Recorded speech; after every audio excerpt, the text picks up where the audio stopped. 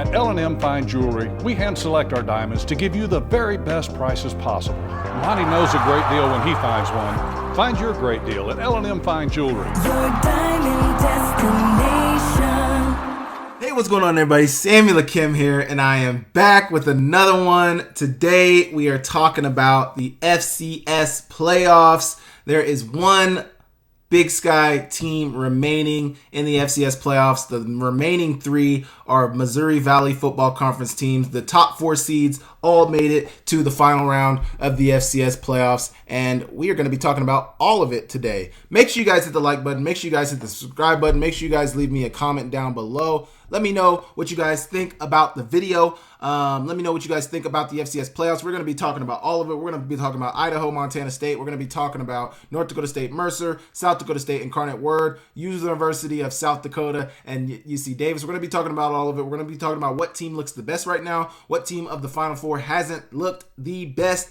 and we're going to break down all of it. So make sure you guys leave me a comment down below. Make sure you guys like the video. Make sure you guys subscribe to the channel. Let me know what you guys think about all of this, and we will get straight into it. Okay, so Montana State got the victory against Idaho. It was a big-time victory for Montana State. They boat raced Idaho. Idaho looked like they were going to keep it close in the first quarter. It was 10-10. They had an opportunity to punt the or kick the ball back to Montana State after tying up the game. They ended up kicking a surprise onside kick. It was unsuccessful. It didn't even go 5 yards. It barely went 5 yards. Montana State didn't even go try to challenge it. They ended up giving the ball back to Montana State. They ended up going down and scoring. The next drive, they fumble the ball on a screen to Mark Hamper. He runs into his own guy, drops the ball. Montana State takes that and scores. And then they try to score. It was like 2 minutes to go in the half. They try to score again. Montana State got the ball again, and I believe they put up another 7 points again to make it a 31-10 lead for Montana State at halftime. And really, after that surprise onside was really when the whole complexion of the game changed. It seemed like Idaho was going to be able to keep it close. They're playing decent defense, but with this Montana State team, they are going to score. You have to understand that. You are going to have to match them on the offensive end. You're going to have to put up points. Now, I do think the case may be different for South Dakota. I do think the case may be different for South Dakota State, and I do think the case would be different for North Dakota State. I think out of those three, the best equipped teams to stop this Montana State team is South Dakota State or potentially a South Dakota. I think North Dakota State has good run defense. Sorry, my chapstick is, after a couple hours, the chapstick just turns into white stuff on your lips. But I don't know about North Dakota State. I know they're good at stopping the run, but if I'm talking about who I think is best equipped, it's definitely South Dakota State. So I think that's why a lot of people are saying that South Dakota State versus Montana State matchup potentially in the championship could be a really good matchup. But talking about this Montana State versus Idaho game, Montana State got the victory, big time victory. Tommy Mellott was 12 for 18, 175 yards, 2 touchdowns, 1 interception. He threw an interception on, I'm blanking on what it was. It was to the left side of the field on their sideline. It was a diving interception by the defensive back of Idaho. Really good play by him. He was trying to hit the curl. I believe Tommy was trying to hit a curl route to his outside receiver. I think it was McCullough. And the defensive back of Idaho kind of played it both. He played the flat, and then he got upfield when he saw that Tommy Mellott was throwing the curl, and he made the interception. Good play by him. Something that Tommy Mellott doesn't do a ton is turn over the ball. So to see him have an interception in this game wasn't super concerning, but it's something to pay attention to. Jack Lane was 20 for 30, 239 yards, 2 touchdowns, 1 interception. Nick Josefek played as well. He was 2 for 5, 18 yards. The big indicator in this game for me was Jordan Dwyer, 11 receptions, 189 yards, 2 touchdowns. My goodness. I mean, they had one play where they ran a corner post to Jordan Dwyer. I think it was a 55-yard touchdown reception against Ryland Ort. Against Ryland Ort, they got him. They were in a cover 2. That means one-on-one with the inside receiver. They were in a tight formation, inside receiver versus the safety, which ends up being Ryland Ort because those corners are playing half field, playing flats. So you get Ryland one-on-one with Jordan Dwyer. Jordan Dwyer is going to hezzy to the corner route. He took a couple steps to the corner. You watch Ryland Ort drive on it super hard. Once Jordan Dwyer hits that second cut to the post, it was all she wrote. Absolutely all she wrote. I can't stop looking at Man, so sorry. But man, it was a really good game from the standpoint of watching Montana State really take things over. It seems like, and I mentioned this in my breakdown, so please go watch that breakdown, but it seems like as you get later on in the season, you've watched Tommy Mellott take more carries, and they feel more comfortable keeping the ball in his hands because they understand this is last hurrah. If we're going to lose, we're going to lose doing what we do best, which is running Tommy Mellott. 14 carries, 131 yards, and a touchdown, an average of 9 yards a carry. I mean, he absolutely had an amazing game. Scottre Humphrey did not play in this game. Rohan Jones also did not play in this game. Adam Jones filled in perfectly for Scottre Humphrey and Julius Davis. Adam Jones, 23 carries, 95 yards, 4 yards a carry, probably one of his lowest yards per carry totals for the season, but 4 touchdowns. I mean, an absolutely amazing game from Adam Jones. I'm actually going to check this out right now because I don't know what is the least amount of carries that Adam Jones has gotten all season.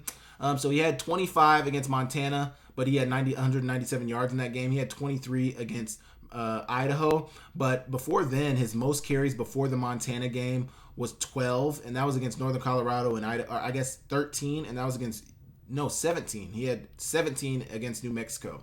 But outside of then, he hasn't had more than 20 carries. He's only had more than 20 carries in 2 games this season, that being Idaho and Montana. But when they've needed him, he stepped up. He's an 1,000-yard rusher this season, 1,048 yards, 14 touchdowns, an average of 7 yards a carry, 6.8, 155 carries. He's had a really good season. He's had a really good year. And if they're able to get over the top and win a national championship, he will be a big reason why. Obviously, that offensive line is a big piece. But, Montana State played a really good game. They deserve to be in the semifinals. They deserve everything they've gotten. 14-0 on the season. They've looked really, really good. Undefeated on the road, undefeated at home. Everybody they've played against, they've made them look like kids. The only game that you've seen Montana State play close was UC Davis. UC Davis had 2 turnovers in that game, but Montana State allowed them to come back, and it was a 2-point game at the end. And then you look at the New Mexico game where they had 2 defensive they gave up 2 defensive touchdowns to New Mexico, and they ended up winning that game by 4 in the end with 10 seconds to go. Scottre Humphrey running it in after Tommy Mellott leading them down the field on a 2-minute drive. Amazing drive from Tommy Mellott to start the season. If you didn't watch that game, please go watch it back. I did a breakdown on that game as well. It was an amazing game to watch. But in this game, Coach Eck talked about after this game that he knew that they would have to steal some possessions. He understood that they weren't going to be able to go toe-to-toe with Montana State and just win straight up. He knew that they were going to have to do some interesting stuff. I believe they also faked a punt in this game that they might have completed. I can't remember. I know UC Davis faked a punt against South Dakota. I did all the breakdowns against all 4 games this past weekend, so I can't remember if it was... I think Idaho might have faked a punt as well. Either way, the onside kick, everybody is talking about the onside kick, and I can't say I don't think it I mean, you're 10-10. You've been hanging cool at that point in the game. I know you know how potent this offense can be and how bad things can get if you look away for a second, but I don't think that was the opportunity. I don't think that was the moment right there. I don't think that was the moment. Either way, Coach Eck thought that was the right opportunity. A lot of people are saying it's interesting that was the way that they decided to play that game, because you look at it now and Coach Eck has now accepted the head coaching job at New Mexico. He is no longer going to be there, and with that, 3 players immediately jumped in the portal yesterday. Jack Lane, Jordan Dwyer, and one of their defensive tackles. Gotta believe there's going to be more. Already they're losing Keyshawn James Newby, a senior. So the head coach coming in there is going to have to hit the portal hard. He's going to have to recruit hard, and we'll see what they look like next year. But, you know, losing a ton of talent and losing their head coach, it's going to be interesting to see what Idaho is able to do. But from the standpoint of Montana State, they look good. They're going to take on South Dakota. They are the better team. They're favored by 6.5 currently. They should be a touchdown favorite at home. That's what Sean Rainey said, and I 100% agree. I mean, the way this team plays, there's no way that they're not at least a touchdown favorite in any game they play besides maybe the national championship. Any game that they're playing in Bozeman, they got to be a touchdown favorite. They are a touchdown favorite in this game. Let's look at the team stats of this game. Sorry I'm not sharing the screen. I tried to do my second screen capture, and that's what it's showing me right now. So just so you guys are aware, I don't know what's going on with it right now, but I can figure it out at another time. But looking at the total yardage, 17 first downs for Idaho, 20 for Montana State, 2 for 10 on third down for Idaho, 20%, 11 for 15 for Montana State. That is amazing. 1 for 1 on fourth down, 1 for 5 on fourth down, 407 total yards for Idaho, 457 for Montana State, 264 through the air, 174 for Montana State.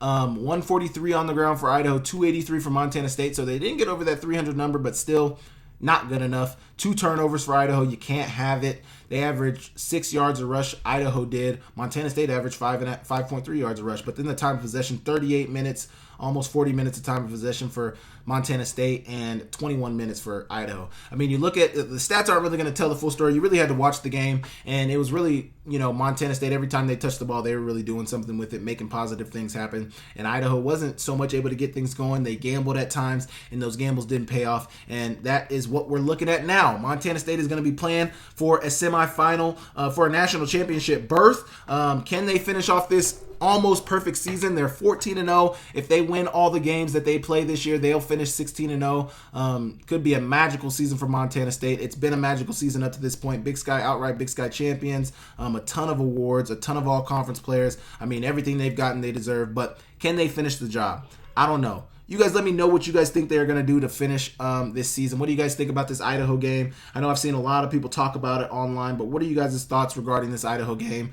Did they drop the ball? Could they had an opportunity to play a little tougher? Or was it Montana all the way? Was Montana eventually going to get Montana State eventually going to get things going, and were they going to close it out? What do you guys think? To finish my point about Jason Eck, a lot of people say that he probably already had this job in the bag. I mean, they announced it.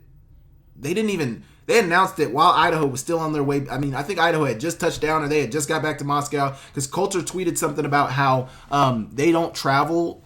They stay overnight for playoff games. So basically saying they stayed in Bozeman and didn't get back to Moscow until Sunday morning, which is when the announcement was made that Eck was taking the job at New Mexico. And a lot of people are saying maybe he was gambling as much as he was in that game because he knew he was already out the door, which is valid. But, Eck doesn't necessarily seem like the type to give up on a team. But, I mean, when you're going against a Montana State team that's been very good all season, I mean, they're hard to stop, man. I mean, you watch this Montana State team. They play well. They play together. Vegan is an amazing coach. Tommy Mellott is an amazing leader. When you got Brody Grebe, you got the players that they have on their team. You got the coaching that they have on their team. I mean, you got the camaraderie that they have. They have all the right pieces to be a championship team, and they got 2 more games to prove if they are or not that team. But so far, they've looked head and shoulders better than everybody else in the country. I haven't so much seen a team that's looked as good as Montana State yet this year. South Dakota State's probably the closest, but they, sometimes they can have their offensive lulls. For South Dakota State, their defense is really what carries them. But we'll see. There's still 3 games to be played in the FCS this season, so we'll see what they're able to do. But you guys let me know about this Idaho game. What were your thoughts? Leave them down below, and I will move on. Okay, now I want to discuss the UC Davis versus South Dakota game. South Dakota got the home victory, their last home game of this season with this iteration of the South Dakota Coyotes. They'll go on the road to play Montana State, and if they win that, they will be at a neutral site to play the national championship. But they got the victory against UC Davis. A ton of turnovers in this game. We're going to go first to the team stats. UC Davis had 6 turnovers in this game. Miles Hastings had 5 interceptions. Just completely unacceptable for Miles Hastings. Something you haven't seen from him all season. But it's just a tough way to go out because, Coulter had mentioned how, through Skyline Sports had mentioned how, Miles Hastings in the same game got the passing record at UC Davis, but then on the other hand, you also threw 5 turnovers. I mean, it's just threw 5 interceptions. I mean, it's just inexcusable. The last interception was when he was really gambling, trying to find an open receiver in the back of the end zone and maybe get a touchdown and make it close. He gambled. It got intercepted. There was a lot of hats inside there. But, they lost Land Larson in this game. That might have really hurt them offensively. He got hurt early on in the game. He had 7 carries for 40 yards, no touchdowns, and then on the receiving end, 1 catch for 5 yards. He hurt his ankle sometime in the first or second quarter. I can't remember exactly when it was, but he was hurt, and that greatly contributed to some of the struggles we probably saw from them offensively. Their run game, they only ran for 89 yards. If we're looking at the total stats, total yardage-wise, UC Davis had 434, and South Dakota had 382, but it was really the turnovers. I mean, you probably look at all these stats, 8 for 14 on third for UC Davis, 5 for 10 for South Dakota, 1 for 1 for South Dakota on 4, 2 for 3 on UC Davis, but 27 first downs for UC Davis, 18 for South Dakota. They threw the ball a ton, 52 times. South Dakota only threw it 22. But then you also look at the run game. South Dakota, 129 rush yards, so nothing crazy, but they held UC Davis to 89. So when you start looking at some of these stats, 253 passing yards, 345 for UC Davis. A lot of that also may be contributed to UC Davis because UC Davis was down for so long. Time of possession, UC Davis even won time of possession, 32 minutes, almost 33 minutes of time of possession for UC Davis, 27:09 for South Dakota. And then the penalty yardage, 52 for UC Davis on 5 penalties, 3 penalties for 40 yards for South Dakota. I mean, the stats don't really tell the story. That's why you had to have watched the game. And the turnovers were really the thing that made it what it was, which is a tough way for this UC Davis team to go out. They didn't get the Big Sky Championship. They lost to Montana State to win a share of it.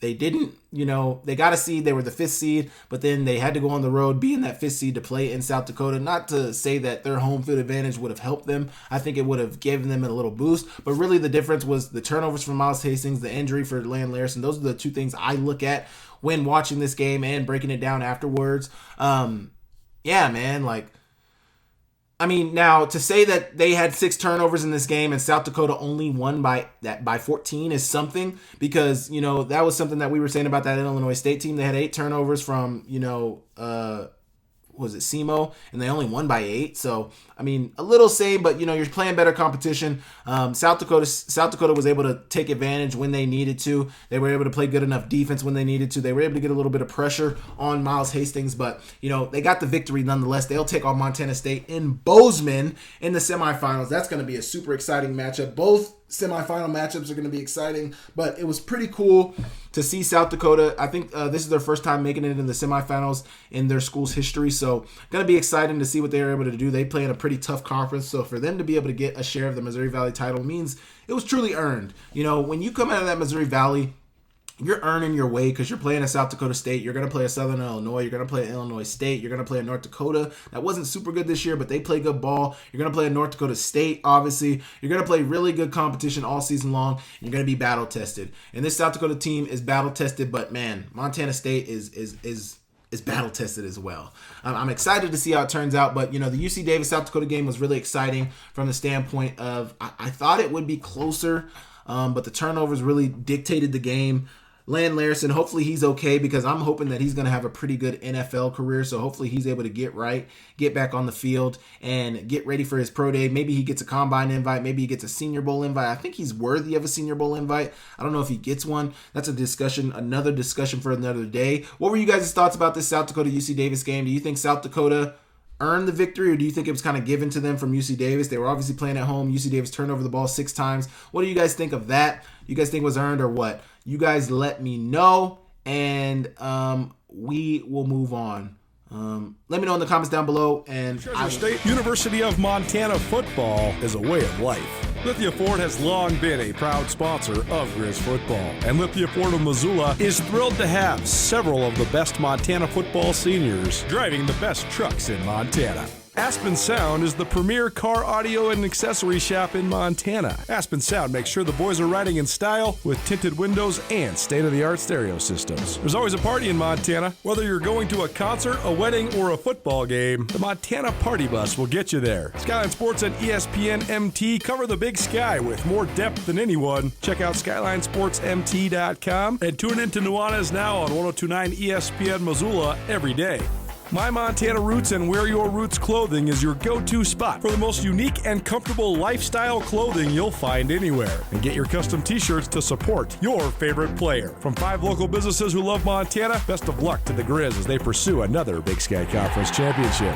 Okay, now we are talking about South Dakota State versus Incarnate Word. South Dakota State gets the victory. They move to 12-2 on the season. Incarnate Word drops out at 11-3. They are the outright Southland Conference champions. It was a good season for them. Zach Calzada, their quarterback, played good football, but in the end, it was this ravaging South Dakota State defense that really ended up being the difference. Mark Gronowski was only 7 for 16, so under 50% completion percentage, 3 touchdowns, 1 interception. But he ran the ball pretty successfully. I guess he only had 5 carries, 17 yards, 2 touchdowns, 1 on a sneak, and then 1 on a short, under 5-yard touchdown run. Amar Johnson, 18 carries, 132 yards. He had a really good game. Griffin Wilde had 2 touchdowns in this game as well. Same post route that he scored on. Please go watch that breakdown. I talked about that post route. There is no way as an Incarnate Word squad you're not watching the previous week's film, because South Dakota State scored on the exact same play that they scored on Montana. I mean, exact play, just on the opposite, just They were on the right side against Montana. They were on the left side against Incarnate Word. There's no way you're not watching film. There's no way you're not keyed into that formation. There's no way you're not keyed into what happened the week before. Obviously, they like it. They scored on it the week before. Hey, let's run it again. They did, and they scored on it. That's something that I think maybe missed. I'm not gonna talk about that. Either way, South Dakota State, Griffin Wilde and Mark Gronowski have been flexing their connection in these last two games in the quarterfinals and the second round of the playoffs. They are in lockstep with each other. They're always on the same page. Griffin Wilde has 67 receptions on the season, 1,088 yards, 12 touchdowns, 16.2 yards a catch. He didn't have a super crazy totals. Against Oklahoma State, he had 150. Against North Dakota, he had 140. Against Missouri State, he had 130. 140 again, 139. And then against, Montana, he had 114. So, I mean, he's had a good year. Griffin Wilde's a great player. He's a sophomore. We'll be interested to see if they're able to hang on to him in Brookings next year, because I know there's going to be some people in that Midwest, in the MAC, I'm sure, maybe in some G5 conferences, maybe at Power 5, maybe he gets a Power 5 look, but there's going to be people looking at him. He's got speed. He's got good hands. He runs good routes. He's a great player. He's deserving of a better opportunity, but we'll see. Zach Calzada, 37 of 51, 258 yards, 1 touchdown, 1 interception. He had a tough day. That defense of South Dakota State suffocates you from every standpoint. They only rushed the ball for 87 yards. South Dakota State rushed it for 273. I think they're like top 3 or 4 rushing team in the country this year. So you expect that from him. 19 first downs for both of them. Third down, 4 for 15 for Incarnate Word. Not great at all. That's like 30%, under 30%. 5 for 11 for South Dakota State. 1 for 2 on fourth down for South Dakota State. And 1 for 6 on fourth down for Incarnate Word. They started going for it quite a bit late in that game, and it didn't work. They both threw an interception. Mark Gronowski threw an interception on, can't even remember what he threw the interception on, but, good defense later on in the season. I've talked about almost every quarterback. Cam Miller threw 2 interceptions. Tommy Malott threw an interception. Miles Hastings threw 5 interceptions. Aiden Bauman threw an interception. Mark Gronowski threw an interception, and Zach Calzada threw an interception. These defenses are good. There's better players. Later on, you get in the playoffs. They study film better later on in the play. I mean, there's a reason these teams are here. So, in understanding that, there's going to be more mistakes made by these quarterbacks. The teams that make the least mistakes usually win the championship. And that is the point of the season where we are. Time of possession for South Dakota State, 32 minutes and 48 seconds, 27 minutes and 12 seconds for Incarnate Word. 5 penalties, 35 yards, 4 penalties, 33 yards for South Dakota State. But the rushing total, 87 rushing yards for Incarnate Word. I don't know if they're a team that rushes the ball at a high clip anyway, but for them to have such least rushing yards, it's hard to have offensive success when you're only running for 87 yards on 27 carries. Zach Calzada was actually their leading rusher, 14 carries, 23 yards, 1 touchdown. Just tough. I didn't watch a ton of Incarnate Word this year, so I don't know how often they ran Zach Calzada, but there was one drive in particular where they ran him like 3 times, and 2 of the times were unsuccessful. Then they decided to run him on a 4th down, and he just gets stuffed, and it's just, I don't know, man. I don't agree with some of the things they were doing, but it is what it is. It is what it is. We got the Jackrabbits will face off against their opposite state rival, North Dakota State next week. Incarnate Word was a formidable opponent for South Dakota State, but a lot of people thought that this was a 3-4 team championship this year, potentially for Montana State, North Dakota State, South Dakota State, and South Dakota. I had them kind of in there. I also had kind of UC Davis in there, but obviously they fell to South Dakota. But either team, I think, could have won that. I think the home team in that matchup was really going to win that game. And it ended up being South Dakota. But looking at this Jackrabbits team, man, they look good, man. The South Dakota State looks really good. And I know they had some lulls this season. Obviously, they lost to Oklahoma State. Nobody's going to count that against them. But then they lost the game against North Dakota State. They played a really tight game that they probably should have lost against South Dakota. But you're looking at it now, and you look at the South Dakota State team. They look like the second best team in the country to me. And I'm going to get to that later, but South Dakota State looks really good. They're playing really, really good defense. Their offense is finding success on the ground. Their offensive line is blocking at a high rate. And not that I thought South Dakota State had lost a step anyway because they lost a few games this year, but they didn't early on, they didn't necessarily look like the same South Dakota State from the last 2 years. I mean, they've lost a ton of talent. That's to be expected that a team is going to take a step back. But as these playoffs have gone on, their defense has been playing at a higher level. Their offense is still putting up points. And I think it's going to be really interesting to see how these last 2 games finish up. What are you guys' thoughts on South Dakota State? How do you guys think they've looked? How do you guys think they looked against Incarnate Word? I mean, obviously they've blown out the last 2 teams that they played. But, I don't know. I guess we'll see, but I'm really excited to see what they're able to do. You guys leave me a comment. Let me know what you guys thought about the South Dakota game. Did you guys think that, South Dakota State? Leave me a comment what you guys thought about the South Dakota State game. Did you guys think Incarnate Word was a formidable opponent? Did you guys think they flopped? It just looked like they were completely outmatched, but you guys let me know your thoughts down below, and I will move on. Okay, last but certainly not least, we are going to be talking about this North Dakota State versus Mercer game. Remember, I did a breakdown on every game in the FCS playoffs this week, so please go check those out. You can see all the X's and O's breakdown, see what teams did well, see what teams didn't do well, and I talk about all of it in my breakdowns. But Whit Neubauer, this game, Mercer versus North Dakota State, came down to the defense of North Dakota State. Their offense made some plays. They really got off to a fast start. Bryce Lance had a really good start to the game. First 2 touchdowns of the game were him. One fade route from Cam Miller on, it looked like it was going to be covered. It looked like they ran a double move on Bryce Lance. And then the second one was just a back shoulder fade after, what's his name? Mekhi Collins had gotten them down on that long 70-yard reception. He got them down deep into Mercer territory. The run game wasn't super successful for North Dakota State. 41 carries, 133 yards, 2 touchdowns. But, it was really their defense. Mercer only rushed for 109 yards, 59 from McGee and 58 from C.J. Miller. No touchdowns. 1 passing touchdown from Whit Neubauer on a post to Kellen Parsons. That was their only really offensive success they saw. 86 passing yards for the quarterback, 90 for the quarterback, but 86 total in the game. Total team stats, you look at them, it's North Dakota State all the way. 20 first downs for North Dakota State, 8 for Mercer, 1 and 11 for Mercer on third down, 9 of 17 for North Dakota State. 0 for 2 on fourth down, 0 for 0 for North Dakota State, 0 for 2 for Mercer. 195 total yards for Mercer. You can't win like that. Almost 400 for North Dakota State, 392. 86 passing, 259 for North Dakota State. 10 for 20. Completion percentage, so 50% total completion percentage. 1 interception thrown for Mercer, 2 for North Dakota State. That's going to be something to watch in this next matchup. 7 penalties, 56 yards for Mercer. 5 for 45 for North Dakota State. Time of possession, 10-minute difference, 35 minutes for North Dakota State, 24 minutes for Mercer. I mean, you look at all the numbers, and it was really North Dakota State all the way. They started fast, and their defense really held Mercer under check. Their offense really couldn't get anything going. I knew Mercer's defense. I mean, 31 points is still a lot of points, but if you think about what North Dakota State has done to some teams this year, I mean, you look at the postseason, they put up 51 against Abilene Christian. They put up 59 late in the season against Missouri State. They put up 42 against Northern Iowa. And obviously, none of those teams are Mercer. But for Mercer to hold them to 31 in an L, I mean, there's no moral victories.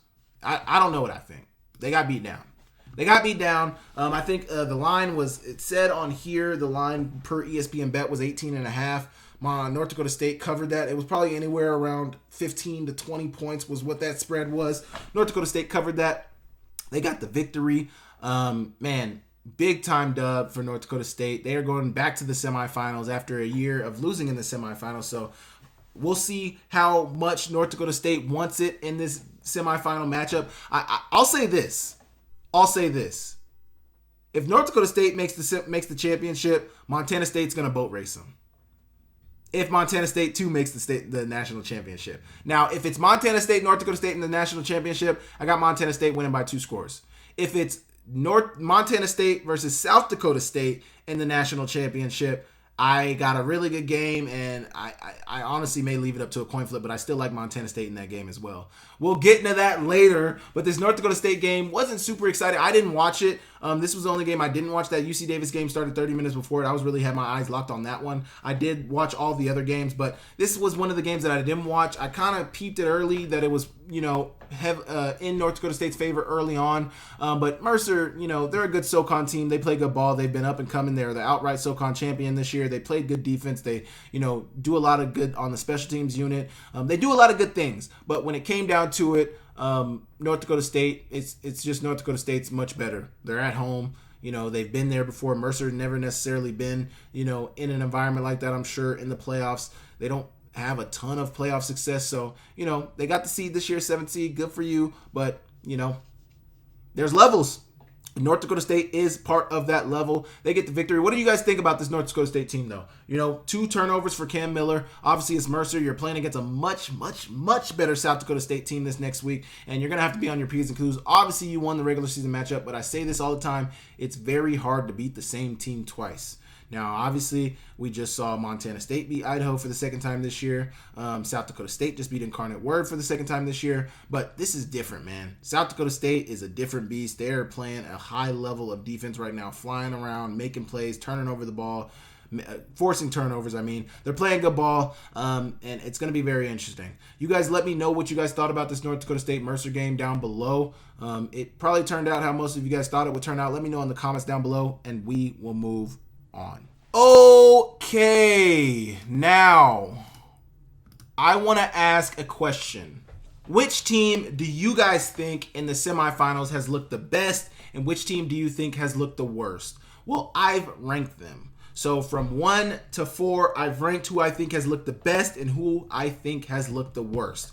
Based on what I've seen, I break down most of the games, and at this point in the playoffs, I'm looking at all the games, breaking a lot of them down. I think Montana State has looked absolutely the best. Their defense has looked the best. Their offense has looked the best. They've looked the best all season, and I've kind of been hinting at that all season, that I think Montana State has looked like the best team in the country all season. They get a 52-19 victory in Idaho. They get a 49-17 victory at UT Martin. They get a 34-11 victory in their season finisher, in their season finale. I'm looking at it right now. 1, 2, 3, 4. There's only been 4 teams this season that have put up more than 20 on Montana State, and at least 2 of those can be attributed to Montana State taking. Well, no, actually, only one of those can be attributed to them taking out their starters. But this team has played really good ball, and even some of the teams that have put up more than 10, some of those can be attributed to them taking out their starters. Like Maine put up 24. I'm almost certain that was because their starters were out of the game at that point.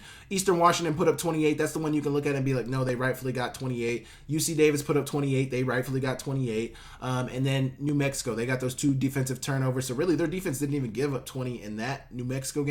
If you take away the 14 that they got from those turnovers, what is that? I'm not good at math, man. I'm not good at math. I guess that's more than 20 right there. But outside of those games, I guess that's not more than 20. So if you take those 14 away from that New Mexico game either, they don't have 20 in that game either, the 2 defensive touchdowns. But they did do that. So, I think Montana State has looked the best. They've looked really good offensively. Their offense moves at will when Tommy Mellott is firing on all cylinders. We saw last week against UT Martin, 22-25, 300 passing yards, 4 touchdowns. An amazing output. Number 2, who do I think has looked like the second best team? And I said the best and the worst, but all these teams are the best in the country. So I don't mean best and worst I mean in terms of Montana State has looked the best. Who looks the furthest from Montana State in this FCS semifinal, these 2 FCS semifinal matchups? At number 2, I got South Dakota State. Their defense has looked really good. Their offense has looked really good. They held Montana to 18. They held Incarnate Word to 14. They held Missouri State in their season finale to 9. You looking at, I was talking about Montana State. There's only 2 teams that have scored more than, let me take that back. The balloons. Was it the peace sign? I think I can get the thumbs up here too. Yeah. Okay. There's only 2 teams. For you guys that are listening, I was just seeing I'm on OBS and it's doing some of the thumbs up celebration and the confetti. Wow, that's pretty cool. So there's only 2 teams this year who have scored over 20 against South Dakota State. And that is Incarnate Word in their first matchup. They put up 24. And then Oklahoma State put up 44 in that first matchup. But even when they lost to North Dakota State, they lost 13-9. The next best opponent who put up the most points against them outside of those 2 opponents was Montana, and it was in trash time. They put up 18 points. They put up a couple scores late, but South Dakota put up 17 against them. My goodness, man, this defense is playing at a high level. And I think they're much better prepared for North Dakota State than they were in week, whatever it was, 1, 2, 3, 4, 5, 6, 7, week 7 when they played North Dakota State. I mean, they're my number 2 team right now of who's looked the best, who's looked the worst. I think South Dakota State has looked like the second best team in this playoffs. And if we got a matchup between them two in the national championship, who knows what we're going to get. Probably going to be, I don't know, it could be low scoring, it could be high scoring. The reason I say it could be high scoring is because if South Dakota State's defense can't stop Montana State, it's going to be a long day for them boys. But if they can stop the run, it's going to be a different story. We'll see. We will see. We're getting way ahead of ourselves. Both these teams still need to win in the semifinals. But South Dakota State has definitely looked like the second best team in the FCS playoffs this year. Number 3. And it was real close. Not super close. It was pretty close for me with number 3 and number 4. Not really, though. But I got North Dakota State at number 3 on my top 4 rankings of who has looked the best and the worst in the FCS playoffs. The reason I have North Dakota State at number 3, there was a second there in that Abilene Christian game where you thought they may lose. For Montana State and South Dakota State, there's never really been a moment in this playoffs where you're like, ooh, it's close. There was a brief moment in that Idaho game where Montana was tied. Then Idaho onside kick, didn't get it. Montana goes score. Montana State scores, 31-10 at half. Just like that. So for North Dakota State, there was a moment there against Abilene Christian where I was like, ugh.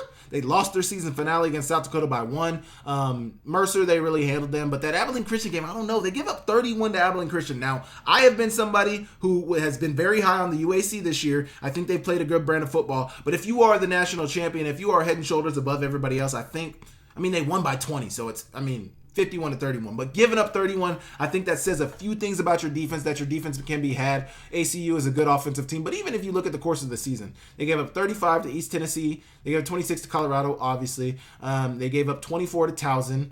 Probably a lot of their second strings in there. Their defense has played good this year as well. They've held a lot of teams to a lot of low point totals. But in terms of look and feel of how they look as a team, obviously they beat South Dakota State when they were the number 1 team in the country. They won that game.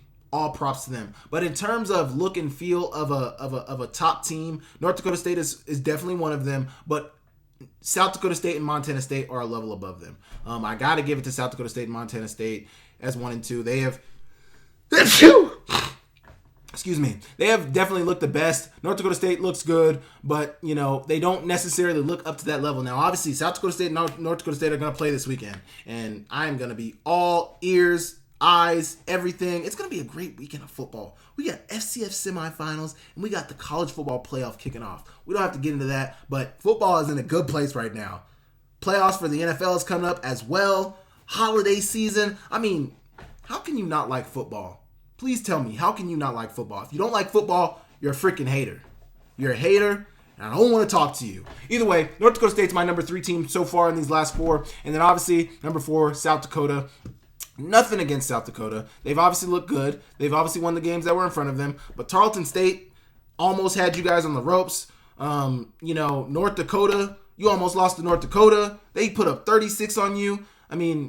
Outside of that game, they've really looked really good. They beat North Dakota State, who was the number 1 team in the country at the time. Tarleton, it was a close game, but they won. UC Davis, it was never necessarily close, but they won. It was never necessarily close, but they won. If you're looking in terms of how teams have looked at this point in the season, in terms of how they've looked defensively, how they've looked offensively, their defense has been had in this playoffs. And the same for North Dakota State. And that's why I put North Dakota State at 3, because these defenses have been had at some point in the playoffs. With South Dakota State, their defense has never really been had in this playoffs. They've handled everybody in front of them. They've been super productive, and nobody's really had them. Same with Montana State. UT Martin, I can't remember what UT Martin put up. I think UT Martin put up 7 or 10 against Montana State. And then, I think it was 49-7. And then, you play against Idaho, and Idaho puts up, what did Idaho put up? 10? Was it 10? 15? No, 18. 19. 52-19. They won 52-19. So, for the most part, teams are only putting up points on these guys when they're late in the game. Maybe they get a trash time touchdown. But Montana State and South Dakota State have looked really good. In terms of South Dakota and North Dakota State, they've been had a little bit. So that's why South Dakota's at 4. And also, if I'm ranking these teams based on 1, 2, 3, 4, which basically this is, I have Montana State at 1. I have North Dakota State at 3, I have South Dakota State at 2, and I have South Dakota at 4. I don't know why I did it like that. Montana State at 1, South Dakota State at 2, North Dakota State at 3, South Dakota at 4. That's where I have them ranked. So, that's basically what I'm doing right now. I am ranking them, but just based off who's looked the best, who's looked the worst, that's genuinely what I think. I think South Dakota has looked the 4th best team so far in these FCS playoffs, and I feel like the numbers prove that. I feel like the eye test proves that, and we'll get to see a real test in Bozeman this weekend against Montana State and South Dakota. But what do you guys think about where I have these teams ranked based on what they've looked like so far, 1 through 4? Do you guys agree with me? Would you guys put somebody ahead, somebody behind? Would you guys put South Dakota ahead of North Dakota State? Would you guys put North Dakota State ahead of South Dakota State? Would you guys put South Dakota State at number 1 and Montana State at 2? You guys let me know, and I will move. Join Town Pump's Pump It Up Rewards Plus program and never pay full price for fuel again. Save 5 cents on every gallon every day at any town pump across Montana. Plus, earn and redeem points on your favorite in-store items to get free stuff with our clubs. Stop in and pick up a rewards card. Download the Pump It Up Rewards Plus app today. Or visit townpump.com/rewards to register and start saving. Right down the road. Pump it up. Oh, yeah. Okay. We are going to do an FCS semifinal preview. So they have the college football playoff on here. They don't. Oh, they do have the FCS semifinals on here right here. I wish so much that I could show you guys the screen, but I don't know what's going on. I'm still trying to figure out OBS. It's super complex. But the 2 games that we're looking at are Saturday, December 21st. Here, actually, I may be able to do this. Let me do this. Okay. Okay, we're going to make this big. And then let's go down here. So sorry, guys. Pulling this over here. Okay, you guys got me? Okay, we got South Dakota State versus North Dakota State, 12-2 versus 12-2. Let's see the game cast. There's not much to see here. But what do I think about South Dakota State and North Dakota State? I like South Dakota State in this game. They remember what happened in the marker game. They remember what happened earlier in the season. I think they understand that not so much people are doubting them, but this will be their second time going to the Fargo Dome. I do understand that sometimes it can be difficult to beat the same team twice. 2 12-2 teams playing on ESPN at 10 a.m. It says ABC here, but I believe that's ESPN as well. Should be perfect weather in the Fargo Dome. I like South Dakota State's defense to do what they need to do to get this victory. I really do. North Dakota State has looked good. Their defense hasn't looked unbeatable, and for South Dakota State, I think their defense has looked pretty unbeatable. They look really good. They don't give up a ton in the run. They don't give up a ton in the pass. They're able to play man coverage. They're able to blitz. They're able to play zone. They got really good players on all 3 levels: D-line, linebacker, defensive backs. I mean, they're good. They're good, and I like what they bring to the table. In terms of North Dakota State, I like what Cam Miller brings to the table. I like his leadership. I like him as a player. But, I don't think it has anything to do with Cam Miller and their offense. I think it more so has to do with South Dakota State's defense. And I think also it has to do with North Dakota State's defense. I just mentioned they've been had at points in this season. They've been had at points in the playoffs. They've been able to give up points at points in the playoffs, particularly to Abilene Christian. And I don't think that bodes well for them against South Dakota State. If you let them find and then also, think about the level of play that Griffin Wilde is putting on film right now. The secondary of North Dakota State is not one of the best secondaries we've ever seen. They've been had all season. East Tennessee State is one I think about. Well, actually, it was really the run game in that East Tennessee State game. But Colorado had them. Obviously, Colorado had them. But there's been teams who have been able to, ACU got them. There's been teams that have been able to do things in the air against them. South Dakota State, or South Dakota, had them in the air as well.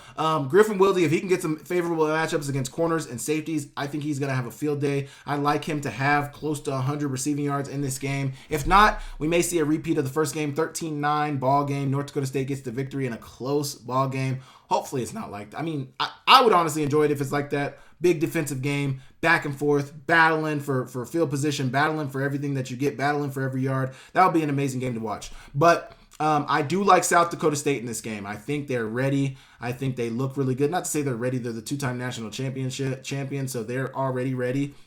But I like South Dakota State to get the road victory. Now, the one way I see North Dakota State getting the victory, they got the 2 seed in Fargo. They get to play at home. I think that is an opportunity for them to potentially make things interesting. They're the home team. They don't have to go on the road. They get to play home. They get to stay at home. They don't have to travel. I think if there is an opportunity for North Dakota State to win, the stadium is definitely going to be packed out with South Dakota State. They should have a sellout. I don't know what the capacity is. It doesn't tell us on here what the capacity of Fargo Dome is. Got to believe it's like 18 to 20. They should have that stadium full. It should be full of fans. There shouldn't be an empty seat in the house. You guys have to come out and show up for your team so that North Dakota State can get this victory. If you guys want them to get the victory. I think that's a chance that North Dakota State has to get the victory because they are at home. If they are able to pack the stadium out, maybe create some crowd noise for South Dakota State to have to deal with, I think that's a lane for them to be able to get it. But, South Dakota State is battle-tested. Their defense is looking really good. I really, really like them to win this game and make it to the championship. So my pick is going with South Dakota State. If you guys disagree with me, let me know in the comments. Let me know why in the comments. We can hash it out, or hit me up on Twitter. We can hash it out there. But I really like South Dakota State to win this game. And dare I say by 7 to 10 points that South Dakota State is going to win this game by. I know last time it was a 4-point game, but I like a touchdown to 2-score lead for South Dakota State to win this game pretty handedly. I think it'll be, a close game. I don't think it'll be as close as the first matchup, but I like South Dakota State to win it pretty handedly. You guys let me know in the comments what you think about that. And we will move on to talking about South Dakota versus Montana State. Now, listen up. I think Montana State's going to win this game by 2 scores. Now, that completely contradicts what I said online, because on Twitter this morning I tweeted that I think this has the potential to be the best game of the FCS playoffs. But after I tweeted that, man, I really started thinking about it. This team is on a mission, man. 14-0. No game's really been close outside of UC Davis and New Mexico. They've handled everybody with class and with domination. I mean, good luck. Good luck. Good luck to South Dakota. I think they can make it close. It just, how good is South Dakota's run game going to be, run defense going to be? Let's go check out what South Dakota did, because I can't exactly remember. I think UC Davis had under 100 rushing yards. Yeah, they did. They did. So, I mean, that is your opportunity to make things close. Can you keep it close in the run game? Can you keep I mention it every time I talk about this team. Every time I talk about this Montana State team, it's, can they keep them handled in the run game? Can they keep them handled in the run game? UT Martin did a decent job about it, but then Tommy Mellott threw 300 yards. UC Davis did the best job that anybody's done this year, 160 rushing yards, and still Montana State won. It was the closest game they've played this year. 2-point game, late in the game, 2-point conversion away from going to overtime, and who knows what would have happened in overtime. I still like Montana State to win in overtime, but, I mean, nobody's been able to do it. So it's easier said than done. This offensive line is what they lean on, and I expect that to continue to happen this week. I like Montana State to win this game. I think it can still be a good game, but I don't know how many. I mean, the defense is playing at a high level for Montana State, and the run game is hitting on all cylinders. Now, obviously, Rohan Jones, Scottrey Humphrey, do they get them back? Where's Julius Davis at? I think he might be done. Who knows? But, they're missing some pieces. But the missing pieces, they've been dealing with injuries all season. Danny Uilakepa got hurt earlier in the season. They lost some other players, the defensive linemen. I think they might have lost a lineman. They lost some players throughout the season, and they've just bounced back. The depth of this Montana State team should be applauded. The way Coach Brent Vigen has built this team up should be applauded. I'm excited to see what they're able to do. But Montana State, I think, is going to handle this game. Please go flame me for my tweet that I said, that I posted on Twitter. Flame me. Get in the comments, quote tweet it. Tell me I'm a dummy, and tell me I didn't know what I was talking about. But I think it could still be close, but I like Montana. Similar to how I said in the North Dakota State, South Dakota State game, I like Montana to really win by 2 to 3 scores, even worse than that South Dakota State victory potentially. I like Montana State to win 2 to 3 scores in that game. I really do. I really think, I don't know, man. It's been a magical year for the Bobcats, and they really look primed to do something special. So we will see. You guys let me know in the comments what you guys think about that. Obviously, only 2 games to be previewed this week. It's going to be a great weekend in semifinals, FCS football. You guys let me know what you guys think about these games in the comments, and I will move on. Okay, one last question before I get to my final thoughts. Who has the most to lose in the semis, and who has the most to gain? South Dakota has the most, unequivocally the most to gain in the semis. they win this semifinal matchup against Montana State, not only did you defeat the number 1 seed, you're going to the national championship, but, if they make it to the Natty, if they win the Natty, that'd be a first for them. They have the most to gain, absolutely the most to gain. I mean, there's no telling they have absolutely the most to gain. Just outside, they've had some success as of late. In the last 3-5 years, they've been getting close. Last year, they were close. They were a seed, but they fell to North Dakota State in a blowout at home. So when you look at it, South Dakota has for sure the most to gain. Who has the most to lose? Dare I say Montana State has the most to lose? They haven't won a national championship since 1984. They haven't been to a natty since 2021. I think they had a chance in that game. Tommy Malott got hurt in that game. That's really what I think was a big reason why they lost that game. But also you had Christian Watson and Hunter Lipke. That's all I need to say. All you Bison fans, all you Jackrabbit fans, everybody who watched that game, you know what Hunter Lipke in particular, you know what he brought to the table. I don't need to say anymore. But Montana State, I think, could have had a better chance in that game had they been healthy with Tommy Malott. But I think Montana State has the most to lose. They've been really wire to wire the best team in the country. If you really look back on it now, looking back on the season, and you think about what we've seen all season, Montana State has wire to wire been the best team in the country. They haven't had any hiccups. They haven't lost. They were never ranked number 1. And still, they might have been ranked number 1 the last week of the season after they beat the Grizz and the North Dakota State loss. But they never really were given they were number 2, number 3 most of the season. But I think everybody was like, oh, we want to see him against this. We want to see him against that. I think they've answered every question that people have had for them. But with that being said, I think they have the most to lose. Number 1 seed, undefeated team. You beat an FCS opponents this year. You won the conference outright. I mean, you think about what you have to gain to win the semis and get to the Natty. I think if they don't do it, they have a lot to lose just because it's going to be... Just thinking of somebody who lives in Montana and hears from a lot of Bobcat fans and hears from a lot of Grizz fans who know a lot of Bobcat fans. And the thing with the Montana State Bobcats, what it's always been is they've always been good. They've always been able to, put together good squads. They've always been close, but it's always something that happens. There's always something that comes up. There's always something that arises. There's always a bump in the road that they can't get past that causes them to misstep, that causes them not to reach their potential. And, if they allow that to happen this year, it's devastating. Montana State, I think, unequivocally has the most to lose. You look at North Dakota State.